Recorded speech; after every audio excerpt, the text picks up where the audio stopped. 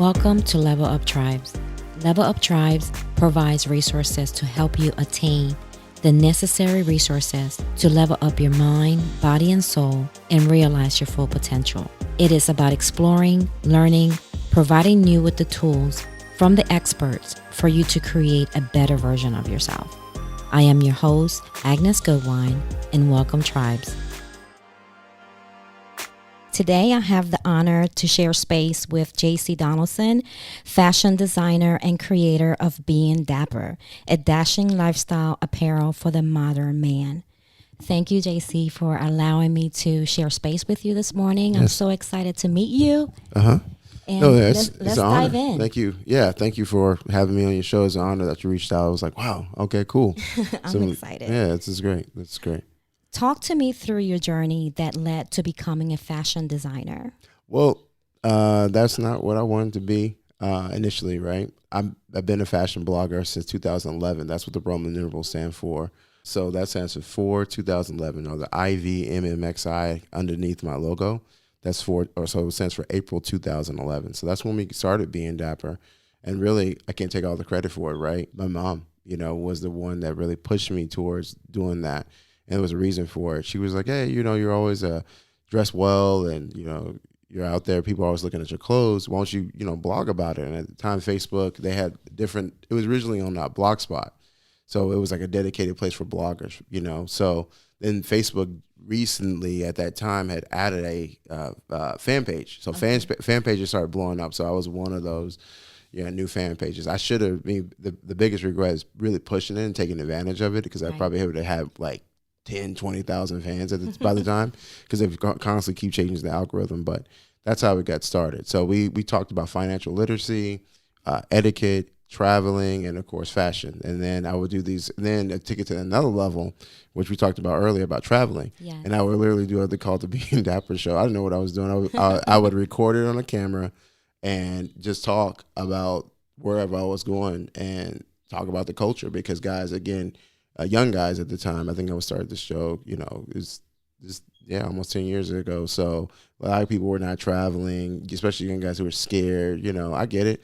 Guys are going to be guys. They're going to be insecure about, not going to talk about, hey, I want to go to that place, but I really don't know about that place. And then having a youthful face on there, just kind of explain what it's like in the experience. I thought that would be pretty cool. Talk to me about the younger you, because I know that, and I think I've read somewhere that you were kind of dabbing into the fashion. Yeah. Even at your younger age. Yeah, I've always been, there's a picture of me, I think on Instagram, if anybody goes and finds it, but it's a picture of me as a baby. Like a friend of mine laughed and was like, oh, I bet you're dapper out the womb. I was like, technically you're right. I was. So there's a picture of me and my dad, Happy Father's Day. Love, Sergeant Donaldson out there.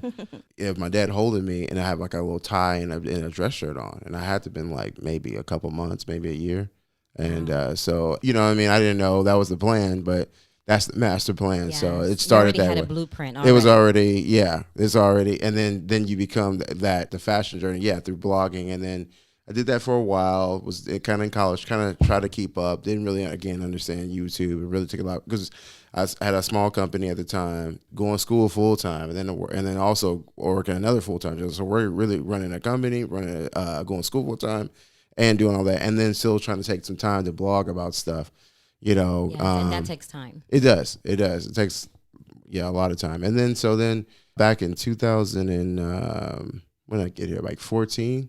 Yeah, 2014, I moved to Phoenix, and it was really interesting. They had a Phoenix Fashion Week, and I attended. I got here like in August, September.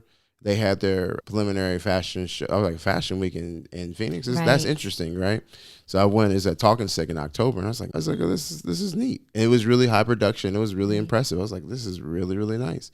Let me go back a little bit to your blog. Yeah. When it started growing in 2011, like how did that blossom to where you are like today? Like who was hitting you up and who was reaching out to you to make you say, you know what, I can make this bigger than what it is? No. What was going on? It was really just coming to Phoenix, and I think at that time some people were asking, you should, at that time, I think we were coming out of the recession and people still weren't really buying luxury clothes.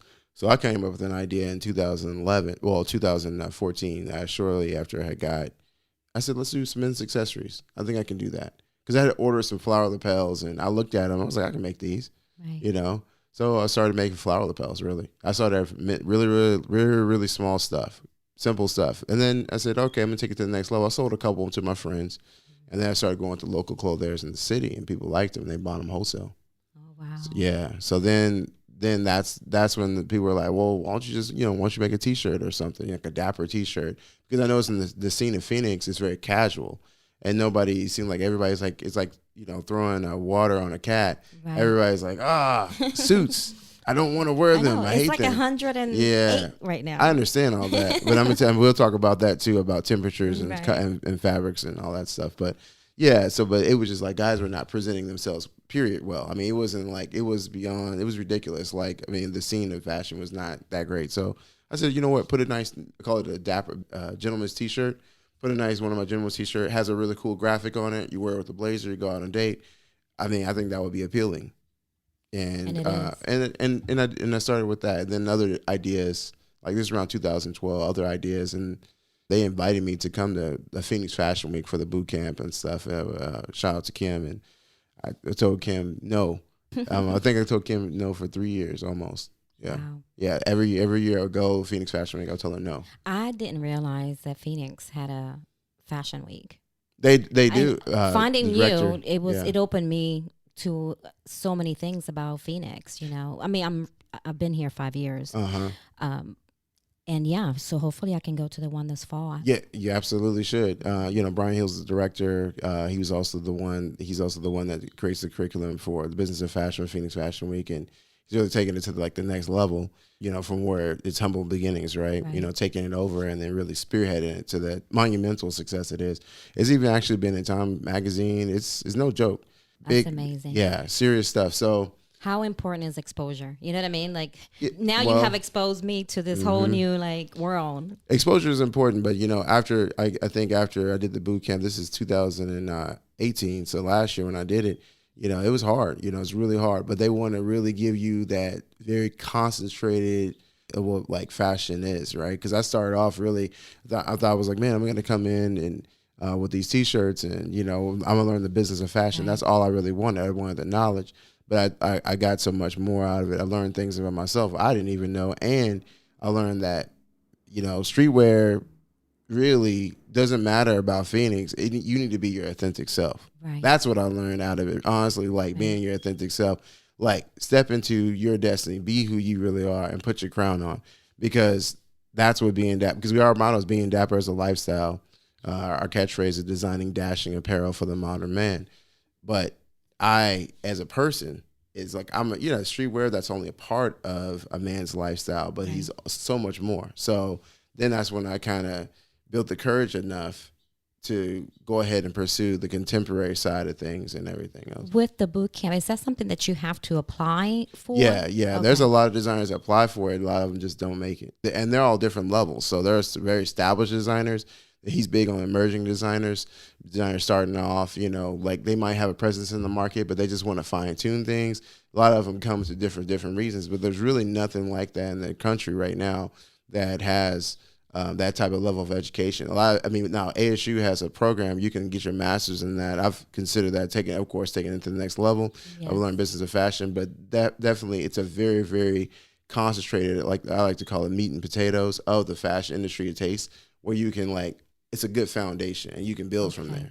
So you highly recommend it for young absolutely. Art, young absolutely. Fashion. Yeah, for sure. Because and he has it online now. You can take his class online and stuff like that. So for sure, if you're lost, because there's so much coming at you, you want to boil the ocean, right? Yeah. You're I want to make this, I want to make that, but just really focusing on your demographic, focusing on your core values, so building your best practice or your policies, setting up your business plan, your marketing plan, that's what you're going to get. And ultimately, you're going to learn how to build those systems and having that constant cadence of okay, this is our timeline. This is our, yes.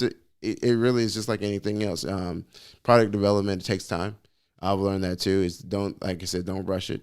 Shout out to all the emerging designers out there that are trying to build a brand. It takes a long time. It takes 2 years, really, to really make a strong presence in the market. But you got to be consistent. Don't lose your friends. Don't lose your moments. Have a work-life balance. Don't just get burnt out. Right. Hustle, but don't lose your mind in it either. But you need to have a balance. But perfect practice makes perfect, as my dad says. You have to take time off, a little bit self-care sometimes, so you can get back into it. Yeah, or you'll be burnt out, and you'll be broke too. Because if you're not budgeting correctly and you're not watching, or if you're eating, or they call it eating your seed, you won't succeed either. So you got to constantly reinvest, and do things that make sense. Everything's not gonna make sense it's not a perfect architected path for everybody. It's just gonna be like, do what makes sense for your brand and where it works, but be effective about it. Do your research. Be around 5 other people that are successful in the game that can teach you something. Lean on that. And like I said, there's a tons of emerging designers on Instagram. Let's start leaning on them. Reach out to them. Do you have mentors right now that help you? I have a few that I've spoken with one of the big clothiers like in Atlanta, Miguel Wilson Collection. He's a really sharp guy. Yeah, he's watching, and he's to call me anytime. He just has an open door.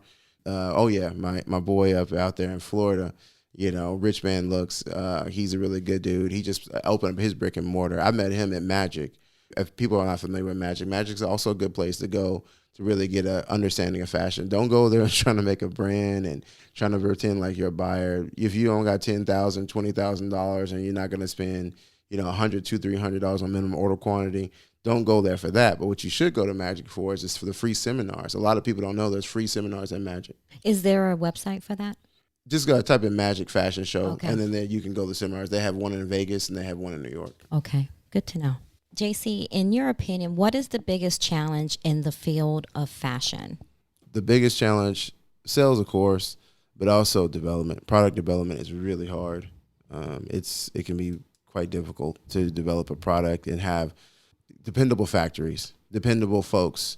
A lot of people in the game are very flaky. Yeah, and a lot of them don't have your best interests at heart. It's a tough game. It is. You're a gladiator. You're always trying to protect your brand, and people, I guess, they don't really think, or they're thinking they overlook you sometimes. They take you for granted, or especially when you're trying to take you seriously. Yes. Well, I can get it down here and all that. I said, yeah, I know. If you go to the bread aisle, at your neighborhood grocery store, there's tons of bread, but somebody's buying it, right?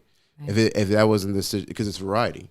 People like variety. So you comparing me to that brand is irrelevant because I'm not that brand. I have a different mission statement, I have a different value add. So you buy from brands that you like. We're building relationships because mine is more of a relationship based brand. That's also what I'm learning about more. Mine is not. I'm not a mass producer or anything like that because it's custom. Right, and I was going to ask you that.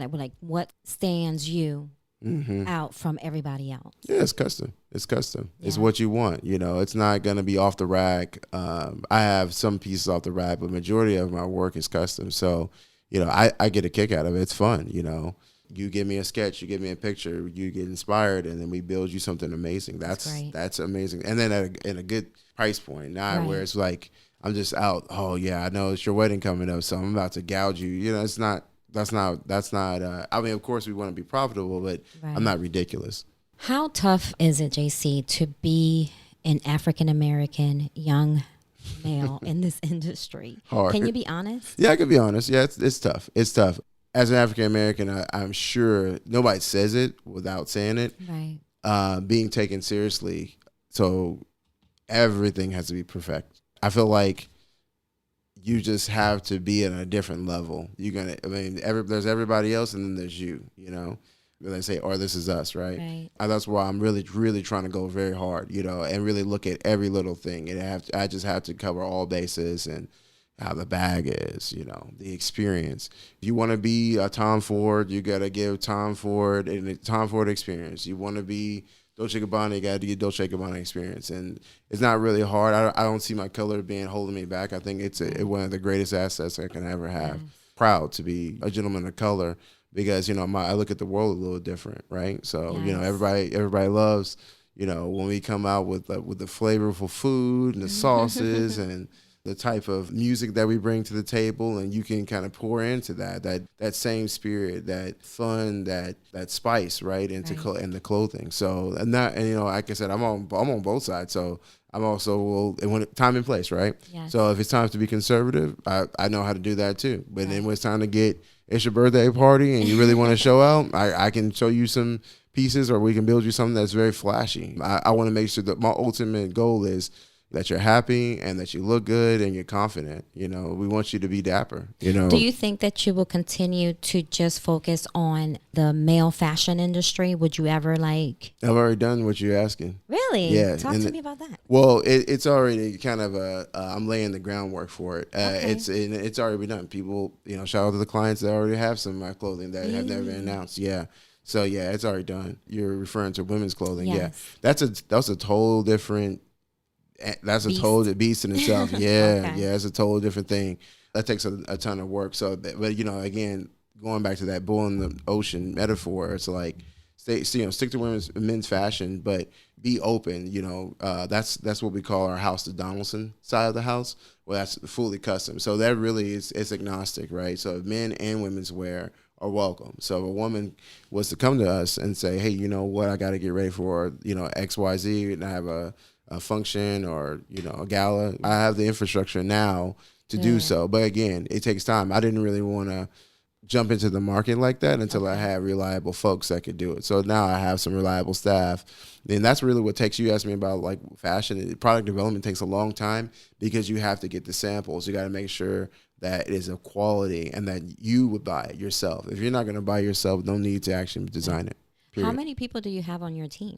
I have about 5 folks. Okay. Yeah, about 5 folks. I have a couple of marketing people now. I have my dressmakers, a seamstress, and then I have my little, I call them my little centers around the city that people go and get their measurements done. Okay, cool. Yep. Who has influenced you the most in regards to fashion? I just like Tom Ford's practical approach. Mm-hmm. Ralph Lauren's also, I like his style too because it's really preppy.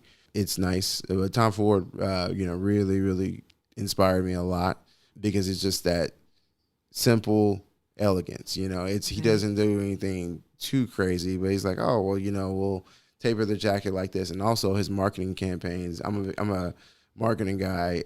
His marketing campaigns are outrageous. So eventually we want to start to do marketing campaigns that are a little bit over the top to get the people's that shocking attention, because fashion still is an art form to me. That's how I look at it. It's a form of expression.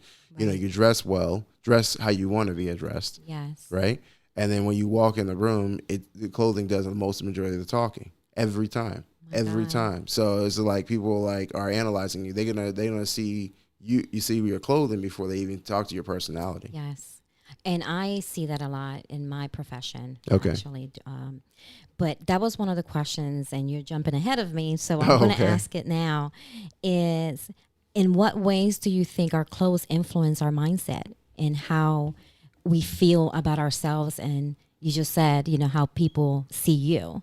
How important is that in regards to your mindset? It's everything. I feel like depending on, it makes a world of a difference as far as, but people in certain markets, people will have you drinking Kool-Aid. It's not important. It's not important. No, you're trying to set the market. Who are you? You're trying to tell this person that my life, this is how I run my life. Again, run your race. Yes. You're trying to influence your friends to oh man, I don't want him to, he or she to one up me, right? You're worried about that because that's the insecure problem. Yes. So if you feel like you want to dress well and you feel that dressing well, because dressing well, as Tom Ford says, dressing well is a form of good manners. I truly believe that. And I love that statement. That's 100% true. Being groomed, smelling good, taking care of your body, putting on the right apparel at the right time. You don't have to be suited and booted all the time, but there's a time there. Don't come to, interviews, weddings. Yes. Those are the mandatory things that we just know we need to be on. It's so important, especially with interviews. I conduct interviews. Oh, okay. There's times where, there's people, especially guys that come in with really big suits. Yeah. I don't see that because I look past the person, but there are some people out there that that's the first thing that they look at, Absolutely. Yep. Being impeccable, everybody can't afford a custom suit, but everybody can afford to go and for the $20, $30, $40, go see a seamstress and get that, or a tailor to get that tightened up. There you go. You hear it? You can go down to, if you need to go and get you a little used suit at Goodwill, quality one, and then get it tightened up. Do so. Don't come in there looking sloppy. Yes. Yeah, that's what I'm saying. The people are going to, they're not going to tell you, but yeah, they saw it. They saw it. So it really just, you're your own business card. So represent it well. They're going to see your skills, and then like, all right, I'm looking at his apparel, it just doesn't add up. Or I'm looking at her apparel, it just doesn't add up to the job. So you always, it gives you a confidence anyway. Absolutely. When you dress up and you show up and you're looking sharp, it just does everything for you. Sure. Sure. It's so important. Right. Walk with your head, walk with your chest. Confident. Yeah, absolutely. And you can tell that. Like I said, of course, you're the man or the woman inside the apparel, and you're gonna really, really wear it as how you wear it. Because some people buy brands, based on the name or brand equity. That's just not enough. It's really, like I said, we do it. That's why I said we do it. Being dapper as a lifestyle. It's like everything. It's who you are as a person. It's how you think. Is what you're talking about. So then the clothes are an added caveat to the person that it is, and then it aligns. So if you're a gentleman, or a lady, you put on those clothes, it just amplifies what's already there. Like I said, I'm not recreating the wheel. There's 1,000 suit makers out there, but we're just leading from a different mantra, a different mindset, and that's what makes it stand out in the market. Yeah, because then also, of course, what you want, and I don't force. I consult. Yes. So some clothiers will tell you, no, that's not the thing. That's not the thing. Okay, where are you going? Mm-hmm. Maybe you want to wear that. Okay, well, you know what? I wouldn't wear this. You can get this, but I would wear it to this, but I wouldn't wear it to that. Okay. This is how you say stuff. Let's just say, for example, if a young man, is trying to level it up, and needs help, can they reach out to you and say, okay, and you will kind of give them we can do a style consulting. Okay. Yeah, we do style consulting. So yeah, that's if you need, if it's current wardrobe, of course you charge a little fee. It's like 2 hours minimum. But yeah, we can do that. I do personal shopping if need be, if they need to get ready for something. Because again, I get it. Everybody has different budgets, and they're like, oh man, I want to buy something, but it's this right now. And like I said, I always tell guys all the time, guys kill me with all their excuses. Oh, I got to lose weight, man, or I got to wait for this. I'm like, dude, you can start off with an accessory. Yes. You can start off with some shoes. You're driving the dollar somewhere. Big brand department stores are getting it. It's just that you don't value my brand enough. And I'm just keeping it 100. Yes. Seriously. It's like, it's not that you are not going to buy it. You're not going to just buy it from me. Right. Politely, yes. You don't believe in what we have to offer. Right. You don't believe that, and until people start looking into brands that are high quality, and even though they're not in the supposed, honestly, at this point now as a fashion designer, if I'm buying other people's design, I'm looking for other unique fashion designs. I don't want what everybody else got. Right. I don't want to be a gingerbread man. Right. Everybody. You know what I'm saying? Because if when you look around, you walk around, you're like, man, I know that jacket that he must have picked. You know what I mean? Do you want to look like that? Right. That's this is a shout out to all the people that are listening to this podcast. Like, do you really want to look like everybody else? Right. Is that the move? Right. Be different. Yeah. Like, who are you as a person? Right. Do you? And then you can still do individualism, but you can do it at the same price point, but you got to seek out brands that are unique and different and step out on them and start believing in them because every time I feel like somebody makes a purchase from me, it's not to make me wealthy. It drives my brand to better exposure because you're advertising for me. Yes. And also you're advertising for yourself. He's like, okay, I believed in a local brand. I believed in a minority owned brand and that is doing really, really amazing work. And I'm giving them a shot, right. Because you've already given everybody else a shot. Right. I see it as a partnership. If I come to you and I say, JC, this is what I'm looking for, I don't really have a sense of style, but maybe if we talk about it out loud and maybe I can find my sense of style and then kind of run from there, and you have helped me and I'm helping you at the same time. Sure. It's just, that's what it is. Yeah. When you buy clothes from fashion designers, you technically make us immortal. Because when the picture is taken, after everything, when the lights go off and We're all gone from this earth. People will still remember the pictures.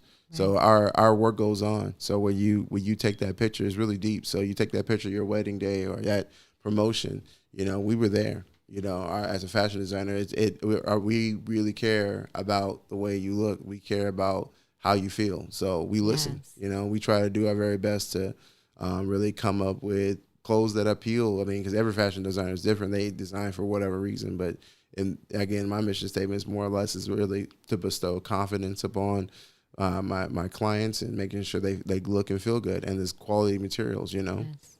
Let's go back to your influence. We were talking offline and you mentioned your mom. Oh, yeah. And you said it in a way like so proud. And as a mother myself, we have to talk about your mama. So what influence did your mom played on in regards to your journey? Everything. So the name, all that. So, my mom had a lot to do with that and pushing me. I told her no. I'm a stubborn person at first, but, keep working on me. And I'll be like, all right, I get it. Let's go. But she talked about, she's like, you should call yourself Being Dapper because people call you that. I was like, that's terrible. That's corny. But and I did it, and then people liked it, and then, but she's a sculptor, she's a painter, musician, multifaceted, multi-talented, in every regard. So I was raised around the museum. I was raised around classical music. Very cultured person. She is a graphic designer. She owned her own graphic design firm for nearly 20 years. Awesome. Me and my parents met at University of North Texas. That's where she got her graphic design degree at. That was it. She worked as a while in corporate America doing graphic design, but she wanted to raise me. So she said, I can do this. Wow. So raised me. Kind of funny part of the story is being raised around that, I ended up helping my parents or my family with the moving from the analog or hand-drawn to digital. Okay. I didn't have any sense when I was a child. I was like a little computer genius, but I was helping her move from, hand-drawing. And that's a lot of work in that. Yeah. To like scanners, Adobe. So when I had my computer, so I would help them along with all their projects, the transitioning. Right over to those type of applications and stuff. So I've been raised in all my life. So the creative, to be able to create and look at colors and say, that makes sense. I like that. Or it just comes. I love it. Flowing. So mom's been there all the way rooting for me. I really appreciate that. And my parents, my whole family, my sister, my brother-in-law, even my niece, were able to come to Phoenix Fashion Week to support me that night, which I really appreciated. It was great to have my family there and people. Love the show as well, You shared this a little bit earlier, but I want to talk more about it just in case those that are listening have never experienced a fashion show like myself. So walk me through it. What's it like? Yeah. What is it like from the beginning to the end, and in more details, how the Emerging Designer Bootcamp was. To you, like in detail, just in case there's someone out there that's listening that is, trying to be where you are today, but they're just starting out. It was a really incredible experience for me. Fashion shows in general are super stressful. A lot of times, what we ask for as designers, and we never get it. I don't know why. Shout out to the people that make the fashion shows. I know who your other fashion guides. Please give us our measurements in 3 weeks, 4 weeks, 5 weeks, and so we can make apparel that fits, Okay. And that seems like a common factor. I've just noticed, and some designers might be listening to this like, yeah, he's right. Like they're late. They think that we have magical factories in the back. Some of us do, some of us, but even if we were doing it freehand, right, or sewing it ourselves, I think it just is a common courtesy or professional courtesy to give us the measurements in advance so we can work on the pieces correctly. And we always get them 2 weeks in, 3 weeks in. It's ridiculous. Yeah, like not enough time for us to really formulate. Sometimes it's better, right? But again, what I learned also in Phoenix Fashion Week is over communicate. You really gotta, in fashion, you constantly gotta repeat yourself and stuff because some people get it falls through the cracks. That way that everybody's on the same page. You gotta constantly like, what are we doing? What time? Again, what are we doing? What time? Where is this? Making sure in confirmation. And like I had to make a call, I think, for I have a little fashion show next week. To Here? someone. Yeah, yes, Okay. in Phoenix. Yeah, so Locked on the Runway. That's the one. So it's going to be with people with dreads. You can go to that. Yes. Yeah, so that's next week's. But it's about the dreads and in the workplace and looking neat and going back to the grooming. God, Absolutely, yes. I called and followed up with them, just to say, hey, where our models at, we're meeting today. But again, you constantly got to have communication in this business, and going back to the Phoenix Fashion Week experience, it was incredible. It was eye-opening, brutal, learned a lot, but it's a boot camp. So you're going to go through the process. Did you do the boot camp first and then followed by the fashion Yes, show yeah, week? that's how it works. So you got you got to get through the boot So camp. there's a lot going on for you. Oh man, So last year was crazy for you then. insane. Okay. Like I blinked and it was gone. Oh my God. So right around this time, June, that's when, or say July, that's when it gets cracking. So it was like 4 or 5 months of just rigorous activity. Is it an all day workshop? You're meeting like once a week, once or twice a week. I can't remember. It was just so much, but you meet pretty cadences once or twice a week, and then what happens is in between that you have homework, just like in college. If you might be a full-time parent, or you might be having other things going on, but that homework needs to get done. And what they're doing is they're teaching you about deadlines. People just don't care. It's not a touchy-feely industry. It's not for the faint of heart. Okay. So for those that it takes money, it takes time, definitely commitment, and either you're gonna perform and give it your all, or don't do it. I mean, I think that I could have even given it more, but you're gonna learn things about yourself. Again, like it's your own personal journey and it's gonna be transformative. So if you open up and give it a chance. I'm a stubborn person that by natural, and I struggle with that, but I learned a lot out of that. I've been like more open minded and really having more of a can do attitude, and like saying, okay, cool, like I see where I can improve him, and receiving that constructive feedback, because I mean, it's again, that's just a taste, but in the real world, it's much. I'm now like living it, so it's really hard. So like getting in front of the buyer, and then them analyzing it, like all that's taught. So then because the fashion show, that's what designers dream about, right? Walking on the runway and people are clapping, applauding. Nice. That's only like half.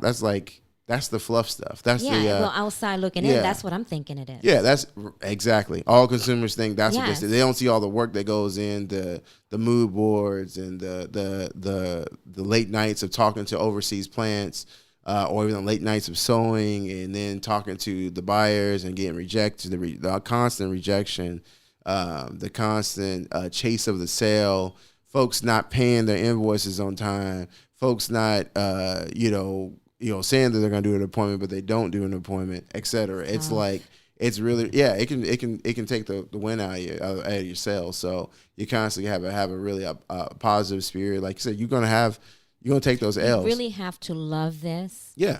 Passionate. To be like, don't be in it for the money, be in for the passion. And like, really, really, really look at your brand. Like say, like, would really somebody wear that? Does it, I mean, honestly, not to be mean, but like, is it crude and cheap?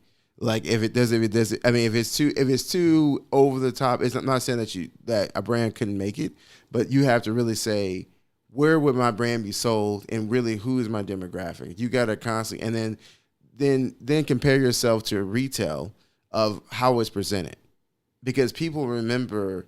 I spoke at Mesa Community College. Oh, that's cool. And I asked a girl and a lady in the crowd, and I said, hey, who's your favorite brand? She was like, Tory Burch. I said, why? And she's like, just because Tory Burch is so amazing. She makes all this stuff, right? I said, tell me about your online experience. Like when you bought something from Tory Burch. It was incredible. It came in this bag and blah, blah, blah. She went on and on. You got to be like that. Okay. So it's not just, it's all customer experience. So it's like, it's a authentic story. Yes. And customer experience. It's really important. I'm curious, do you do a lot of those talks with younger kids in regards to fashion industry? Sometimes, whoever invites me, I'm willing to cool. speak. Yeah, absolutely. So I'm willing to speak. So it's just that, and even social media, we talk about that. I talked about that at Mace Community College. We had a whole deck about everything, Phoenix Fashion Week included, about what I went through and how it went. And that's another way to build your community. Absolutely. Yeah, being authentic, just being transparent, like, hey, this is where I'm at, this is where and a lot of people are trying to also like shortcut the system. But again, they don't even know fashion. Like, oh, you have your brand and you make it go underneath my brand. I'm like, like you can do that, but then if things go wrong, who handles the responsibility? You got to be lawyered up. Yeah. You got to be lawyered up. You got to be trademarked up. You got to be copyrighted up. Yeah. All the legal paperwork stuff. Nobody wants this is the work. Yeah. You got to have your business plan. Got to have your projections. This is everybody's the fashion show, show. That's all. That's all people see. You got to build it up from the ground up. Yeah, it's a real business, and if you're not, you either gotten into success or you got into destruction. But every step that you're doing, like product development, like I released, I believe yesterday. I appreciate the woman for buying my first pair of bespoke custom shoes. First order, but I put it on Instagram and. It was really, really nice. Just a really nice looking shoe, but it took me a while to actually find the right factory to make those shoes. They come out of Spain. Oh, but wow. so maybe I'll work with another factory in Italy or something later on. But again, we're constantly testing to make sure that this is the right level of a product that we want to sell to our clients. So, JC, what keeps you motivated? Because, listening to you today, some of it is really tough. What makes you just keep going, keep pushing through? I like the game. It excites me. It's a challenge. I'm always excited about a challenge. I want to win, and I want to give it. Figure out. I'm a puzzle person. So to me, even though as massive as fashion is like it's an abyss, it's an enigma. It's a puzzle. I'm always unlocking it, and every time I unlock another level, it's a thrill. So that's what, and also the other part of it all is a smile and satisfaction of my clients. I have a client now. I think his wedding date is today. His wedding is massive. Wow. It is massive. His 26 groomsmen or something like that. Oh my God. That's his groomsmen alone. I can imagine it's probably 300-400 guests there. But I know that Being Dapper is the point lead in that wedding. Yes. We made his entire outfit. That's awesome. Shirt, tie, his tuxedo jacket, his pants, his shoes, all his flower lapels. Are you going to post any of those pictures Of course. So it's just when they come back, when he sends them back, the professional ones. But he went to another clothier. I don't know who he was in town. The clothier said, "Oh, we make this custom." This is what I'm saying. You got to know it. When you know, you know. And like I said, some folks are taking advantage of clients, and that's no good. Integrity is everything. Just keep it, be transparent. Keep it 100. You can or you can't. Honesty is big in this industry. Just like you don't have to lie. Hey, I'm not the right fit. All right, move on. Don't even take it personal. No stands for just next opportunity. That's what I see it as. Okay. So I like it. Anyway, so he got it, and he was just so satisfied. He got supposedly he got finessed with another clothier. They said, "Oh, this is a custom suit," and he's like, "How many measures, man? Like 2 or 3." So they charged him $600 or $700 for the tuxedo jacket. Then they made him pay for the alterations. He got it. It was floppy. It wasn't good at all. It wasn't really happy. And then he came to me. I think he told me he had a guy. I reached out initially. This is what we're talking about, customer service. Mm-hmm. I said, well, if anything changes, keep us posted. We're glad to help you out. About a month later, he said, hey, didn't work out with those guys. What can you do for me? Gave him a phenomenal price. Really wanted to help him out, look out for him. It's from the bottom of my heart. And he put that thing on.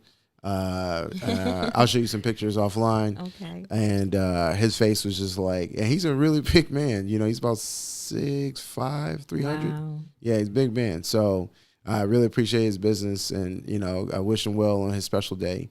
It just his face was just like lit up. He just he doesn't smile. He has a rough job. He puts up a lot of stuff, and it just came off work too as well. And I gave him a glass with some ice in it, with some whiskey, and gave it over to him. And we put it. We got his fitting underway. And all my clients, that I've done suits for are really happy. One thing about it is that's the reason why I have the system of the seamstress around town to take the measurements. Eventually we can get there, or I go do it myself. Right. But it's perfect practice makes perfect. So I'd rather make it something 1,000 times perfect than make it 100 times okay. So having them do it means that cuts down time of that client, just like your accountant, just like your marketing person, because you can't do everything. That's another thing that Fittings Fashion Week teaches you. You can't do everything. You got to have a staff. How hard is that for someone that is, I'm kind of like a control freak. So to delegate those things, because you kind of know like what you want with your business, but then kind of delegating those duties to someone else is, I don't know. You got to diversify or to be destroyed. Okay. I'm gonna keep it. That's it. You have to. I'm sorry, not diversify. You got to delegate or to be destroyed. So you gotta be. You think of it being a king or a queen, right? Mm-hmm. You have your kingdom. The king or queen sits at the throne and kind of delegates those tasks and says, "Hey, what the taxes look like? Okay, so how's the agriculture look? So you have to be wise, right? You have to be smart. Be like, okay, all right. I have my CPA. So how are we looking? How can we get this? I want to go out and do this. Do we have enough money in the treasury, right? Yeah. To go out and do those tasks. So you have all these people and they're coming to him and giving, he or she reports like, okay, yes, no, we're having we're about to have famine. Oh, okay, no worries, because we had enough in the storehouse. You're a wise ruler when you have enough in the storehouse, and then you're like, oh, we can feed the people. But you have to do this, even though you still can be a control freak. But you have to balance out your kingdom. I know. You have to be. If you're trying to do it all yourself, you'll be ate up. I know. You'll get ate up. My dad says you'll get ate up like a soup sandwich. I'm like, Dad, what is ate up like a soup? He's like, you ever seen a soup sandwich, son? I'm like, yeah, bread and soup. Yeah, the bread is falling apart. Yeah. Yeah. So that's it. You just gotta. That's super important. It's just like, hey, just be released. But again, knowing enough to be dangerous. Don't be a fool. True. Don't let somebody overtalk you, and then you don't even know what you're getting yourself into. Learning the industry, like I said, iron sharpens iron. You're saying, oh, okay, I don't know that much about QC, quality control, and factories and stuff. So it's good to go visit a factory, let them walk you through. Go visit your own factories as a designer. I strongly, that's gonna happen this year. We're having a field trip. Okay. Yeah, I'm gonna go visit some of the factories that I have. So I have. At this time, I have 6 or 7 of them. Where are they? All over Turkey, Thailand, Spain. Yeah, all over the world. Yeah. To manufacture like all you guys is goods. Like that's how I do it. That's how it's supposed to be done. Suits come from different parts. These are no joke, massive factories. They're doing it for everybody in the industry. But it's good to go and visit and shake their hand. It builds a stronger relationship. Absolutely. Talk to me a little bit before we wrap everything up about your travel, because I know networking is so big. Tell me about the places that you've been to grow your company. Well, just recently last week, I just came from Toronto. Congrats to the Raptors. Right, that was a good game. We the North, right? So they won. They won that game. I was up there. I did a little mini fashion show. But really, the core focus was a couple of core objectives, right? That I was up there for is not just for wanting to go to Toronto, to also check the temperature of the fashion, and to learn because I've been to Montreal. I know Montreal fashion is what it is. I've talked to people on the street. Yes. Talking to people as designers, you should also travel. Before you do a targeted marketing campaign, go to the place that you're targeting, because looks can be deceiving, because you can assume, because it's Toronto, it's big and it's like New York. Nope. Went over there, I was like, this might not be a good fit for Being Dapper, because the way they wear their clothes. And I'm not knocking Toronto, it's just very minimal. That we don't make minimal clothes. Okay. That might not be my target demographic, right? But my brand ambassador's up there. Okay. And then he's also with Toronto Fashion Week. So, we'll be working together. He works with a couple other designers and stuff like that. So, I'll be working with him, and then I also engage with I build relationships with a lot of the models in the fashion show. So I got another 10 or 11 guys, now, on the Being Dapper side. Okay. So, wearing clothes, they can do, a lot of times now I can do remote fashion shows. Nice. Yeah, you don't necessarily have to be at the location. Like I'm doing a collaboration in Chicago photo shoot, but I'm sending my clothing to Chicago to do the photo shoot. Like I said, you don't, as designers, you don't have to always travel. You can work and collaborate. Okay. So I can collaborate up there. So that's what I learned. So going up there and like really, really checking the temperature, and I was like, maybe not Toronto, but for sure Montreal. But I got to build a strong relationship with my brand ambassador, or now I have several brand ambassadors. Now I have a presence in Canada. People are somewhat familiar with the name, but I can build upon that momentum. Absolutely. That's awesome. So traveling is incredibly important.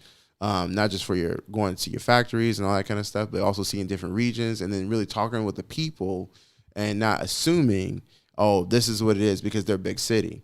It may not be the right fit for your brand.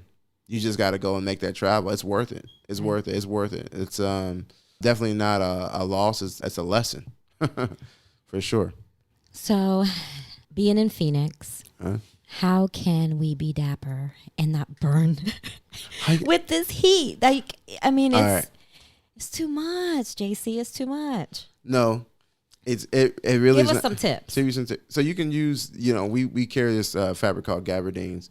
It's a tropical wool, and gabardines is really used if you're you know about Dubai, right? Dubai, Saudi Arabia. Yes. So guys out there, they wear that stuff. The gabardines is, they wear that particular type of for their suits. So it's a breathable tropical wool, so they won't fry.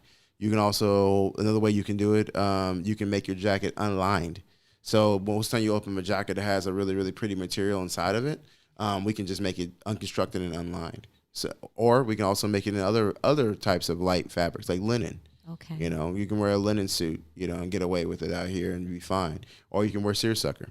Seersucker, in the corporate workplace, maybe not so much, but definitely you can wear probably a nice light linen coat, or one of the three, But you can get away with it, So no excuses. There's really no excuses. Like I said, I mean, like I said, I was laughing at Tom Ford. And he was doing like a makeover for some guys, and he goes, "Man, I would never give you any of my money, and you're supposed to be an accountant." Homeboy was really sloppy. Mm-hmm. After Tom Ford made him over, he said, "Now I will give you all of my money. Perception is reality." Right now. So if you're in those type of industries, if you're a programmer or whatever, that's fine. It's funny on what type of energy you project when you're wearing clothing too. Mm-hmm. Tells me a lot about the person. Women and men can deny it all they want to, but you're marketing. You're saying something without saying it. So it's like, okay, cool. I'm like, okay, okay. You know what I mean? You're shooting out signals. Yes. Oh no, I'm not like that. Right. I'm not like that type of person. But your clothes say otherwise. Mm-hmm. I know people I don't want to be judged by my clothes, but sorry, too late. Yeah. It's gonna happen every time, all the time. You said to yourself as an HR person, as like a guy came in, his credentials were really on point, but his suit just was a little off. Right. I know. And it's so important. It's very important. Okay, JC. So apart from fashion, what other things do you enjoy doing in your, do you have downtime?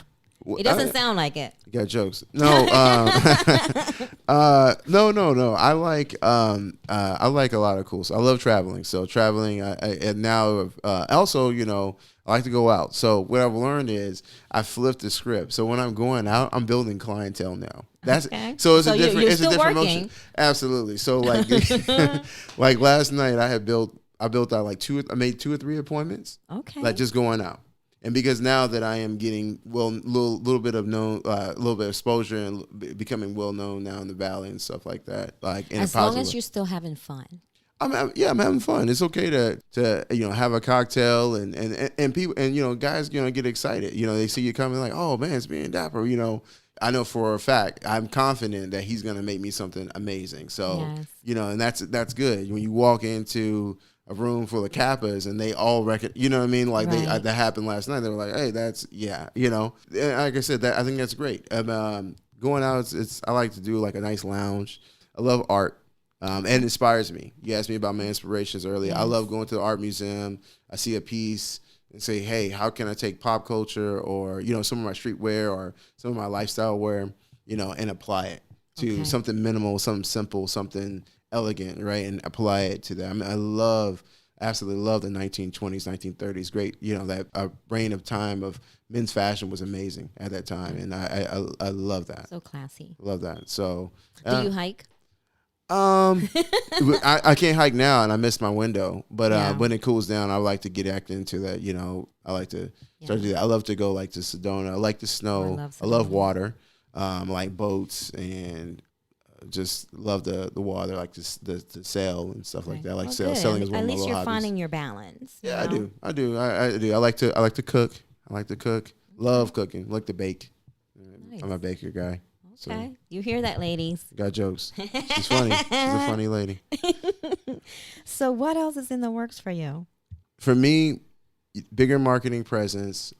Going back, I likely will go back. I have possibly a fashion show.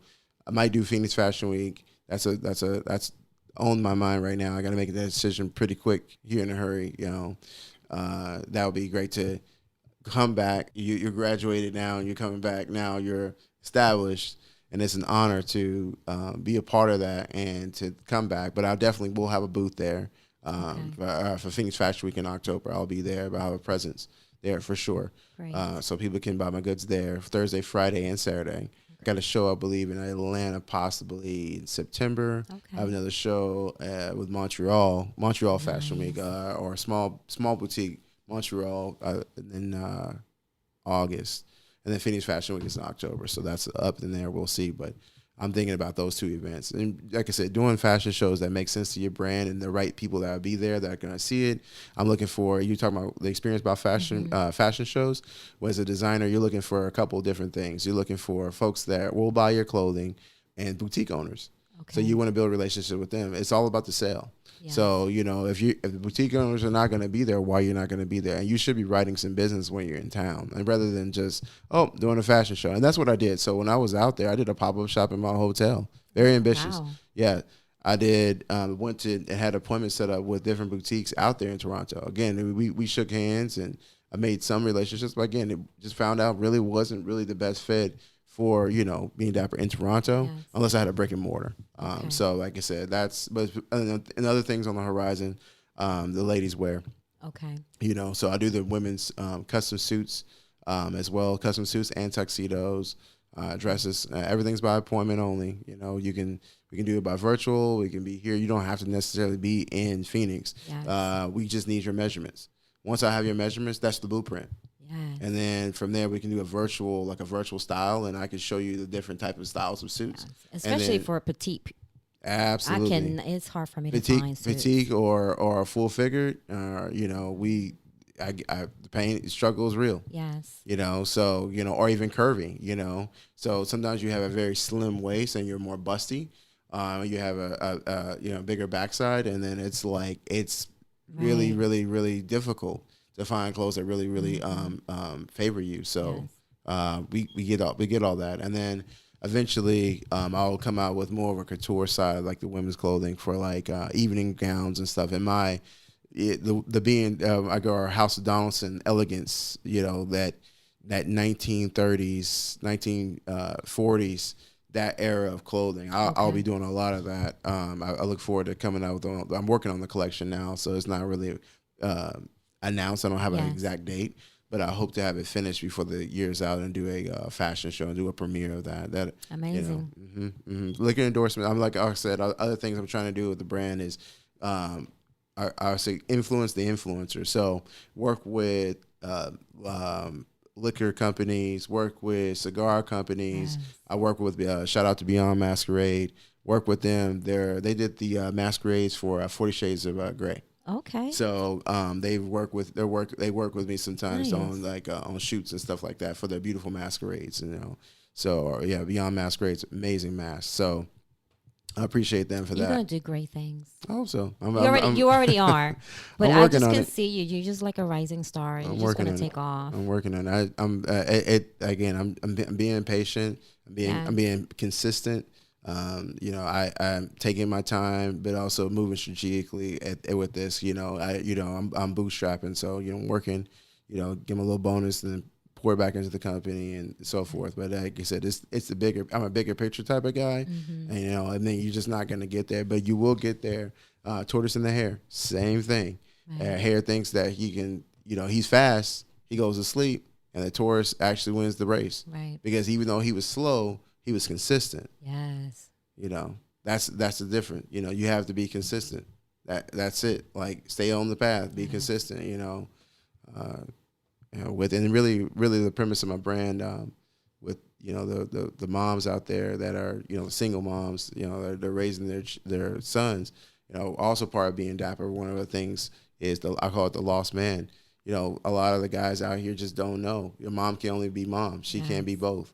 She can teach you only so much. Yes. So with being dapper, like I said, I'm not trying to son anybody or be anybody's father, but, I think the tips that I have kind of help close the gap a little bit, folding a pocket square, how to dress as a man, how to conduct yourself as a gentleman.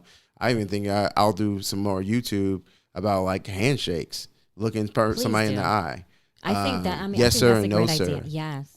People have gone away from that of respect, just those things do matter. Like I say, it's beyond the clothes, Yes. We always keep saying it, being dapper is a lifestyle, it's everything, I just know for me, years ago when, I have 2 boys, and when my son was getting ready to go to his middle school dance, I didn't know how to do a tie. Yeah. And I'm like, okay, who am I going to call to help me with this? Yeah. And I knew then, I'm like, oh my God, like, this is horrible. Yeah, it's no joke. The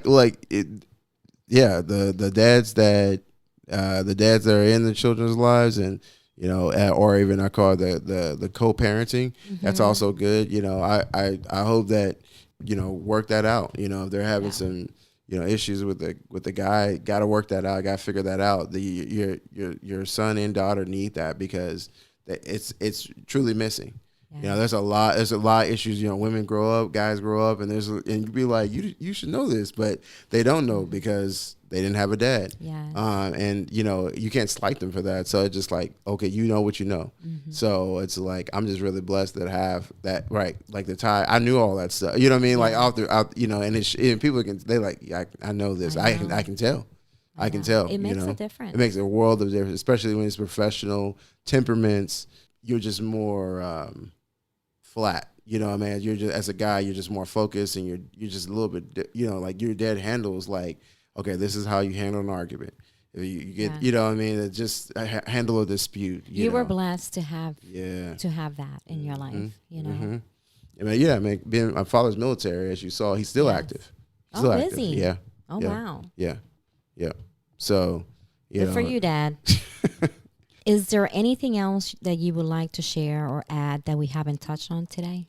No, I think I touched on everything. Why I do what I do. I appreciate you taking the time to interview me. I appreciate you. Yeah. I learned so much today about fashion and what it takes to be in the mix of it. Yeah, it's a lot of it's a ton of work. Preparing like you said for like runway. You're preparing all those looks for folks, and it's really runway. It doesn't have to necessarily make sense. It's really a fantasy, but it's also telling a story on the runway. So that's something also that with designers, they should take that into account. I learned that too over time, just watching like other high end brands like Prada and other folks do just telling a story. Right. So that's what I try to do. It's art form. I think that's what real runway is. High fashion is that it's telling a story. It doesn't have to be. It can be a little crazy, over the top, and telling a story, being authentic. Yes.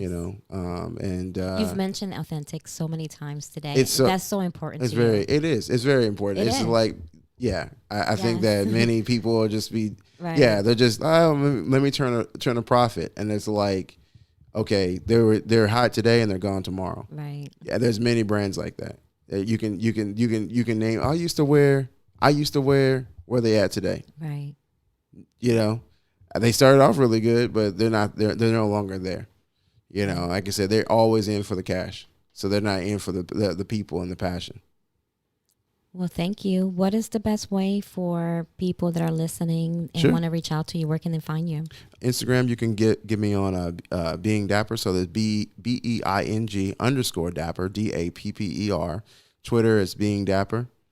Facebook, same thing, Being Dapper. So, but they do different things. So you want to see all the new products, you would follow Instagram. Anything new that I'm coming up, I'm always posting on the Instagram stories and stuff like product development. Photo shoots, that kind of stuff. If you're looking to just hear my thoughts, get motivated, I crank out something on Twitter all the time about my feelings about the industry. Eventually, you can also subscribe to Being Dapper on YouTube as we ramp up our channel. We'll be ramping up our channel for the remaining of the year, coming out with different how-to videos. Yes. And just little. I'm subscribing to that. Yeah. Okay. Very good. I appreciate that. And then Facebook is the old school. That's where we started. Is where the fashion blog is. Okay. So that's just Being Dapper. You'll find it. It's a top hat, a bow tie, a cane, and an umbrella. Yeah, okay. You can't miss it. You know, you'll know. You're like, oh yeah, that's the logo. So I think those were all the items of a gentleman, right? Yes, I love it. Thank you so much for giving us some golden nuggets in regards to fashion and what it takes to be in it.